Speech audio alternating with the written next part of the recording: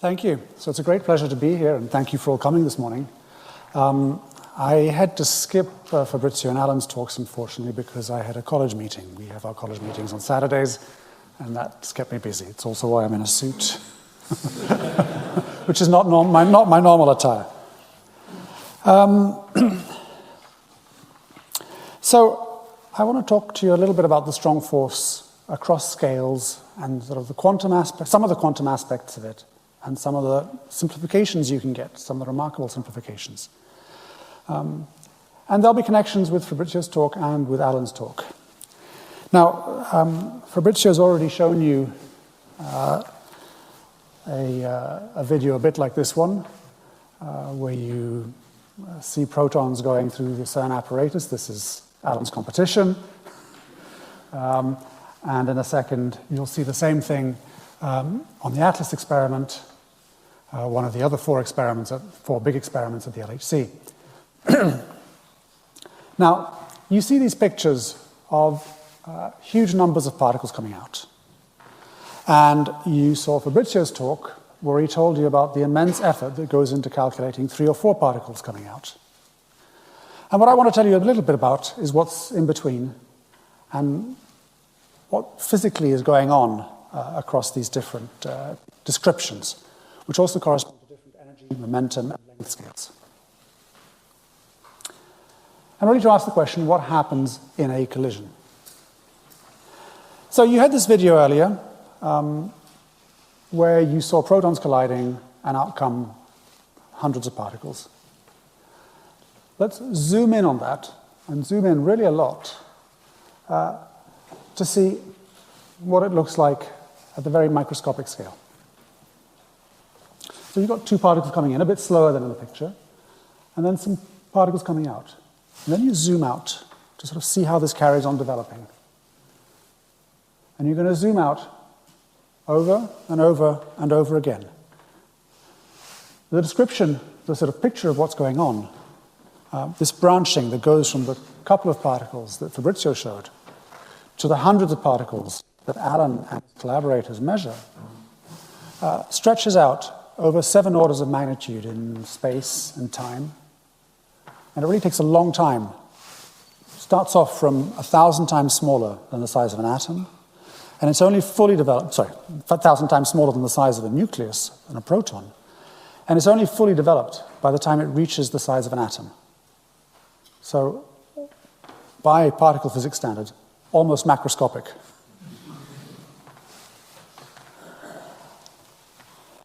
Now, ultimately, the kind of question we're trying to ask, and whether it's Fabrizio's side of things or Alan's side of things, the kind of question we're trying to ask is, did you have a collision that maybe had 2 quarks scattering off each other? Or did you have a collision which produced a Higgs boson and a Z boson? Or some other system that you're trying to study? That's what you're trying to work out, given the hundreds of measured particles from a collision. Which of these 2 occurred? All you know really is you had 2 protons going in, and you had hundreds of particles coming out. And if you look across a wide variety of events, here I chose 8 simulated events, one of those is different. One of those is a Higgs and a Z boson, and all the others are quark scattering. Anyone care to tell me which one?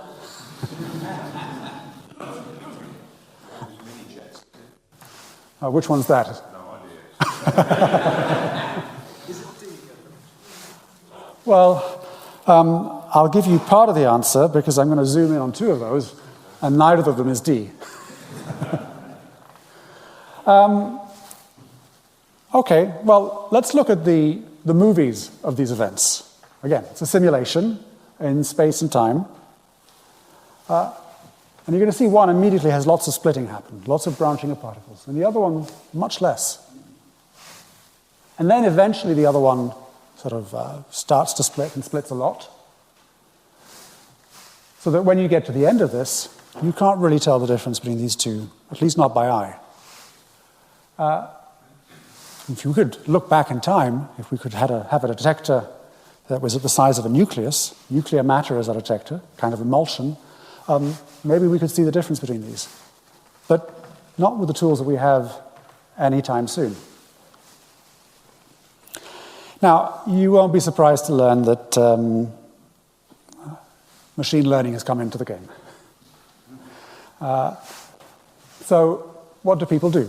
They take these complicated events, and among the things they do, it's not the only way that they approach it, but among the things that they do is they feed it into some machine learning system. I mean, they also do steps before jet reconstruction and so forth. So somewhere here on the middle is kind of what gets fed into the machine learning, and the machine gets taught to recognize, is it a Higgs, is it a W, is it a Z, is it a top, or is it none of those things, for example. Now, this is sort of a field that has developed hugely over the past decade. The upper plot is how people started doing this. They took pictures, literally, of deposits of energy in the detector, fed those pictures through image recognition type methods, and out came an answer of what kind of particle it was that created that spray of particles. Things have gotten more sophisticated. For example, this one is widely used, the particle transformer. It's much more sophisticated in terms of the ways it uses the information, and to some extent also about the information that actually goes into it. Machine learning has got much more powerful in terms of what you can feed into the system. And just to give you a sense of how much that has improved things, this plot is the kind of standard performance plot that people show for any kind of tagging or identification of objects, labeling of objects. So on the horizontal axis, suppose you're trying to identify W bosons. Now on the horizontal axis, it is the fraction of W bosons that you've identified correctly. Some of them you'll miss. Let's say maybe you're going to work at 50% efficiency for identifying W bosons. The vertical axis tells you for quarks or gluons what fraction are left. So 100 means that only 1 in 100 quark jets are actually sort of left in this sample when you've tagged the W's at 50%. So that orange curve is doing the sort of relatively simple things you can imagine doing manually. You write a few lines of code to identify these things, and you actually don't do badly. I mean, part of what you're doing is you're seeing that there's an invariant mass. So a W boson has an invariant mass of 80 GeV. You look to see if your spray of particles has an invariant mass consistent with that, and if it doesn't, it's clearly not a W boson. That's a very simple thing you can do manually. But when you put in the machine learning, you get another factor of 100 performance in rejecting backgrounds. That's quite impressive. There's a lot of information sitting in there that experimenters can use. And one of the things that's not clear is, have we reached the limit of what machine learning can do or not in this case? Is there even more information buried in there? And in fact, there are papers that suggest that there is. They sort of use machines to generate jets, they use machines to recognize them, and they see that the ones that recognize them can't reproduce what's being generated, essentially. Okay, great. This is sort of one element of knowing what to do with events, identifying the underlying objects. But we're physicists. We don't just say yes or no. We need to say quantitatively what fraction of the time, how many events actually contained a W boson or a Higgs boson. So that's the critical thing that we need to do. If we're going to test a hypothesis, for example, about how Higgs bosons interact with themselves, a hypothesis that goes to the root of how the world is around us. There's a Higgs field around us that gives mass to all the particles of which we're made. So the kind of question you need to ask is how many Higgs bosons are produced. You need to be able to predict that. And given a certain number of Higgs bosons that are produced, when you send it through the machine learning, how many are you actually going to recognize? And that means you need to be able to predict all of the structure of what comes out of these events and how often it's going to have one structure or another structure. That's how you're going to calibrate your machine learning. So predicting events, predicting what happens in a quantum field theory, that's something that people have been doing a long time. There have been a few Nobel Prizes for things related to this. Feynman diagrams, perhaps, is the most famous of these. It's what Fabrizio told you about. And if we just look on the left here, that's what you might call the leading order. So, for example, if it's the case of quark producing two quarks, they just exchange a gluon between them. Then you go to next to leading order. You have an extra gluon being exchanged, or you have an extra gluon being emitted. And today's technology, including the big advances being made here in Oxford by Fabrizio and others, gets you one or two more orders. And then you hit the end of the road. So remember the events that we looked at earlier. They had hundreds of particles. And here you're stuck with 3 particles. You're not going to be able to put these 3 particles into machine learning to calibrate it. Your machine is going to be very good at recognizing that this is different from an experimental event. But that's pretty much as far as you're going to get. So these two things, even if you add a couple of particles, a couple of orders in perturbation theory, these two things are not the same. That's not the only problem. And to help illustrate the problem, I thought it may be nice to walk you through what you get when you run a code that calculates things at next to leading order. So this is the very simplest of those codes. And I've taken one where we ignore the incoming particles, just have outgoing particles. And the leading order has 2 particles. So the code gives you the momentum, the x component, the y component, the z component, the energy for one particle and for another particle. And in this case, to keep it simple, the center of mass energy is 100 GeV. And you see the energies add up. Well, they better, otherwise you're going to throw that code out pretty quickly. So that's the leading order, just 2 particles. Then you can put in part of the next to leading order. So one part of this next to leading order has got 1 extra particle. That's highlighted in yellow here, so this particle down here. And perhaps the thing to notice about it, what you find a lot of the time, is that extra particle has got a low energy. It's only got 1% of the energy of the center of mass energy of the process. And that's the most frequent kind of emission that you get, is a low energy particle. Now there's another thing in here that is the weight. So let's go back to the top one. The weight was 1, just some arbitrary units. The weight of the next one down is 893. What is this weight? It's basically the number that you put into your histogram. So for the top event, you put 1 into your histogram. For the next event down, this second one, you're going to put 893 times the value of the strong coupling. 893 times the value of the strong coupling is still a big number, much larger than 1. What is this weight supposed to mean? It's supposed to mean the probability of producing that particle. So you take 893, you multiply it by alpha s, you divide by 2 pi. So you get 80, you divide by 2 pi, that's about 15. That's the probability of producing this extra particle. A probability of 15 is not a very sensible probability. Don't worry, we've got it covered.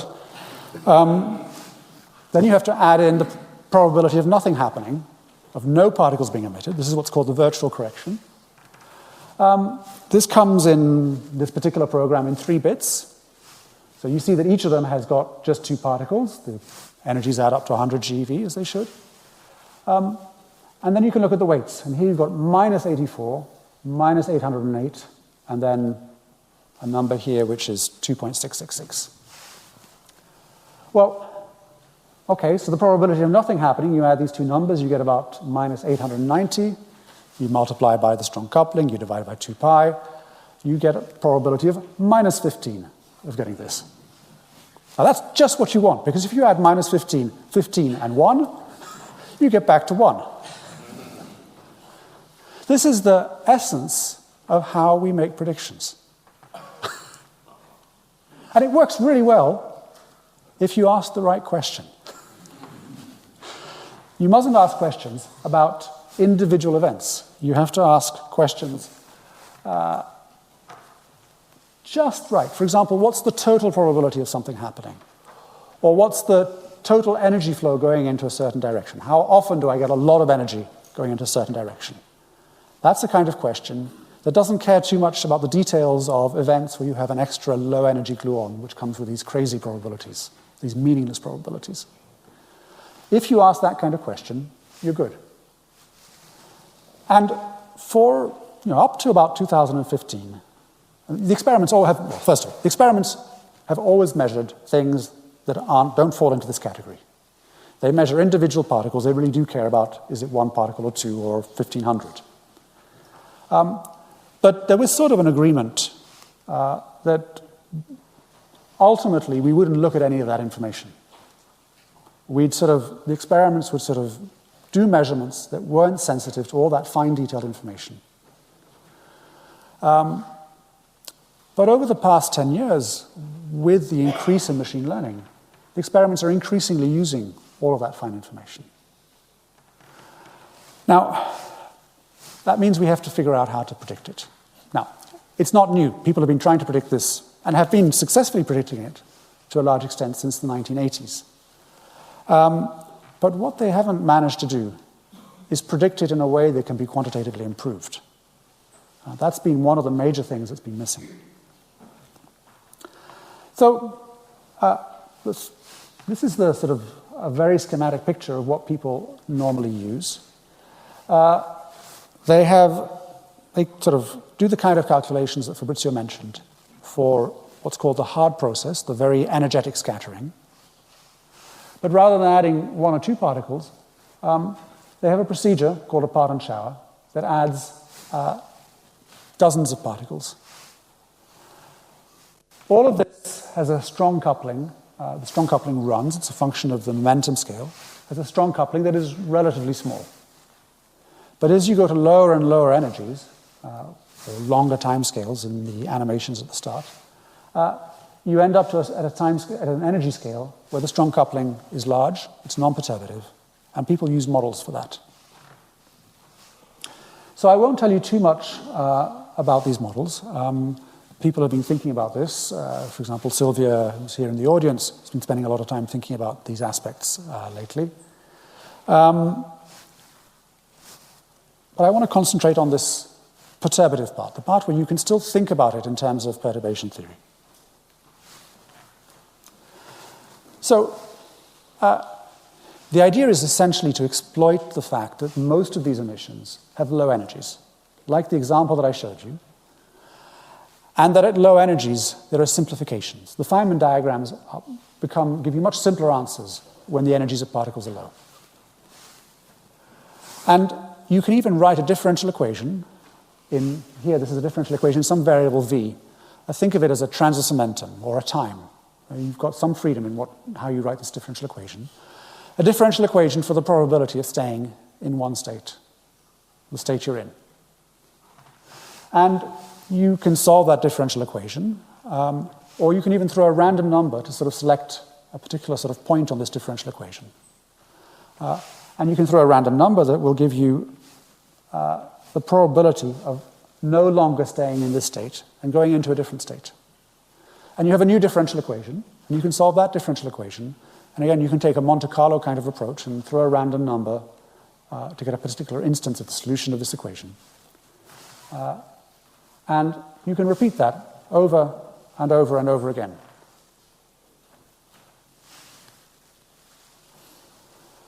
So, standard perturbation theory just gives you that very first bit of this process. And improves it by putting a vertex correction there, essentially, and by allowing for the emission of a particle.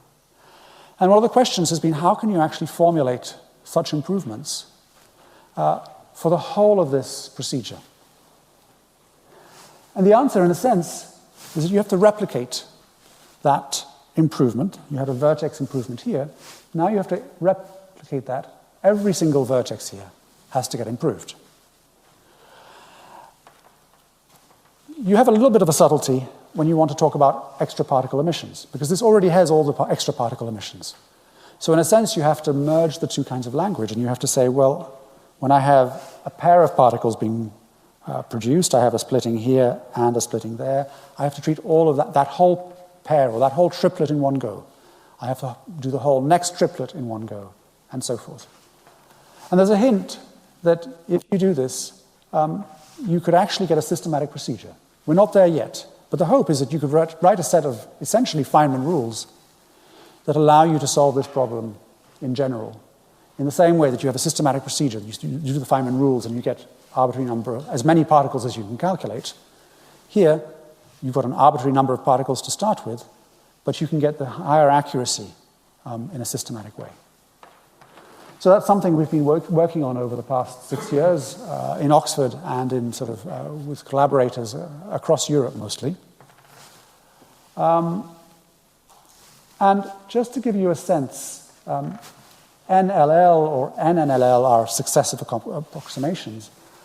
And this shows some comparisons to data. And start on this plot, which shows you the ratio of a theoretical prediction with all of these particles to data. And you see that at the lower approximation, you're off by 10-20%. And 10-20% is much larger than the kind of uncertainties that the experiments are trying to achieve. And when you put in the next order of the approximation, then you're getting pretty close to the data. It's not perfect out here. Out here, the data has systematic uncertainties, and the prediction also loses its predictivity in that region. But in this region here, you really see a big difference. And it really gets you in agreement with the data. So I told you we can do that. But you have to be a little bit careful, because Alan has told you all of this is quantum. And when Fabrizio told you about Feynman diagrams, they're intrinsically quantum. But this picture I showed you is probabilistic. I showed you about sort of throwing random numbers and getting probabilistic things. So how can we possibly do that? And in the sort of last bit of this talk, I want to kind of give you a little bit of a sense of how we take this problem and make it tractable. And whereas Alan told you about spin, I'm going to tell you about color. So Fabrizio's already told you a little bit about color, but let's just sort of remind ourselves about it. First, going to a situation with no color, QED. So QED, you've got electrons. Electrons can emit photons. And the electron is the same at the end of it. It's still got the same charge. And there's only one kind of electron. It's only got negative charge. That's the end of the story.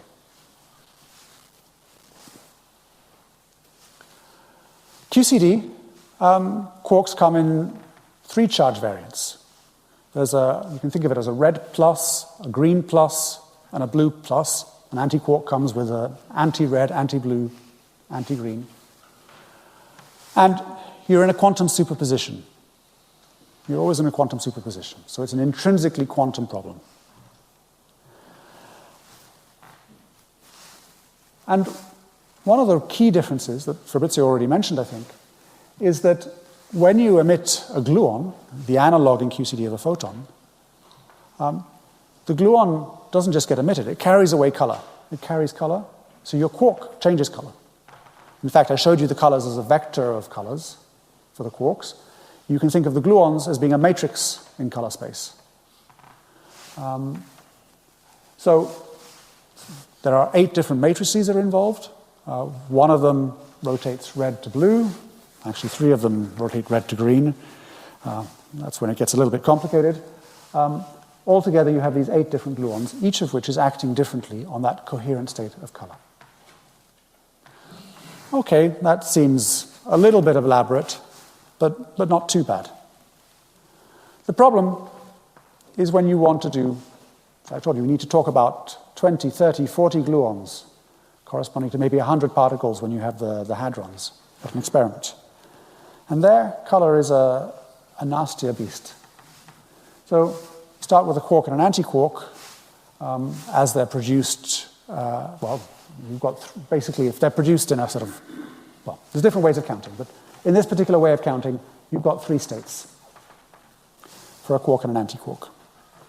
And in fact, you start off with a sort of coherent mixture of red anti-red, green anti-green, blue anti-blue. You add 1 gluon to those 3 states, you end up with 17 states. That's still a manageable number. You add 2 gluons at 75, you see it's growing quite fast. You get to 20 gluons, just as an example. You've got about 2 million states. Now, 2 million states is actually still, you could say that's manageable. A computer can easily handle that. Except that Alan told you one thing. You're really, in quantum mechanics, often talking about the density matrix, which is the number of states squared. And that starts to become a bit scary. So, and you don't stop at 20, you can easily have 30 or 40. So how can we even talk about a probabilistic picture if you've got this level of complexity at the quantum level?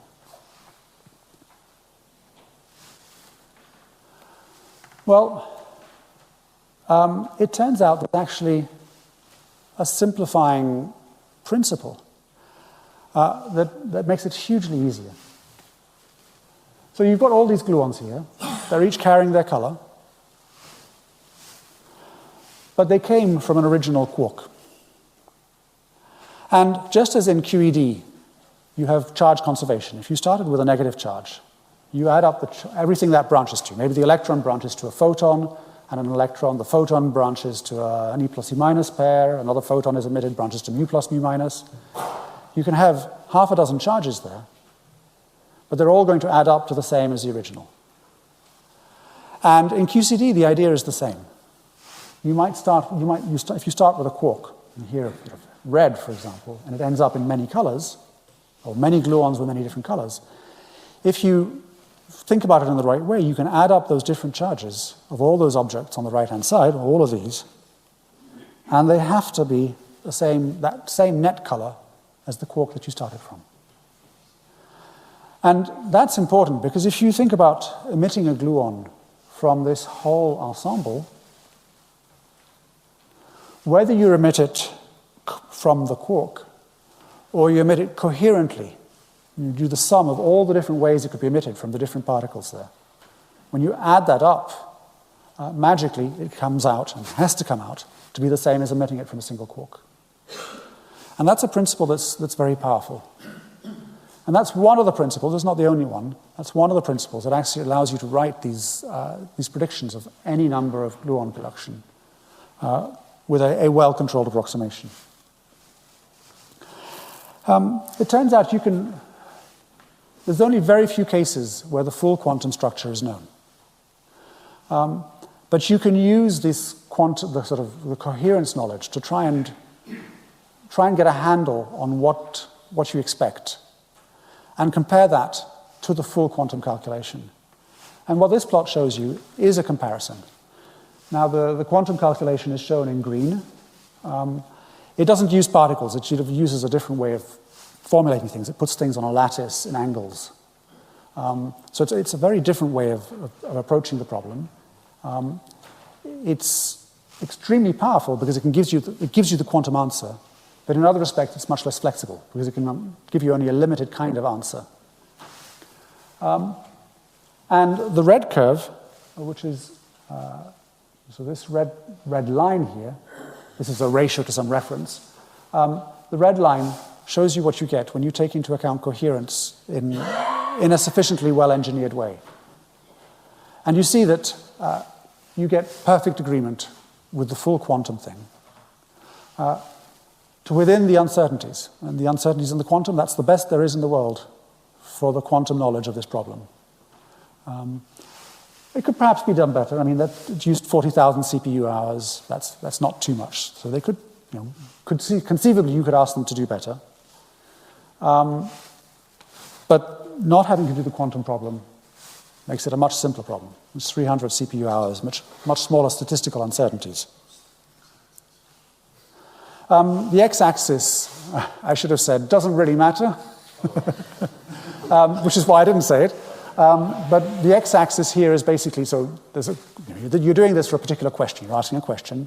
And the question here is, if I've got two energetic quarks, how much energy do I find in a sort of small angular region somewhere in between the pair of quarks?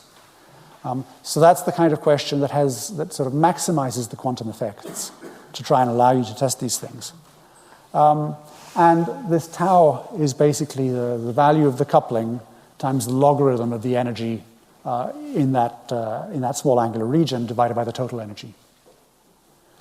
So it's a bit of a technical thing to probe what the quantum effects are. And yeah, it's amazing how well you can do, at least in this case, reproducing the whole quantum structure just by using some very simple ideas like charge conservation. There's an open question of how much further how much further one can take these simple ideas. This is a simple case. What about more complex color structures? Can one take these sort of semi-classical ideas and get them to give you the whole quantum picture, or as much of the quantum picture as you actually need for practical purposes? So I think I'll draw to a close here. What's the outlook? Well, we've got a wonderful tool in perturbation theory with Feynman diagrams. It's really extremely powerful in many respects. But it's also got some severe drawbacks, such as these sort of probabilities of 15 and minus 15 that you have to add up. And there's really a question of how do we reformulate that whole way of describing and predicting particle collisions to get any number of particles. In a sense, expand around a different point. Expand around the point where you have any number of particles, and you're now not just adding one particle at a time, but you're trying to improve the description of each particle as it's produced, and of its correlations with nearby particles, where nearby is some sort of specific sense. So the hope is that maybe you can reorganize perturbation theory so that you really have a systematically improvable approach that can be of benefit to the experiments and also gets to the root of what perturbative quantum field theory is really about, which is predicting the full reaction, not just part of it. This is important for the ultimate goals of particle physics, and people are also interested in some of these questions for gravitational waves and so forth, but I won't go into that. And at the root of it, you have a problem that's inevitably quantum, and the quantum can make it extremely complicated. But there are a lot of underlying principles that allow you to leave out much of the quantum aspect. There'll still be some left, but you can leave out many of the quantum aspects and still get something that has the full descriptive power of a full quantum picture. Thank you.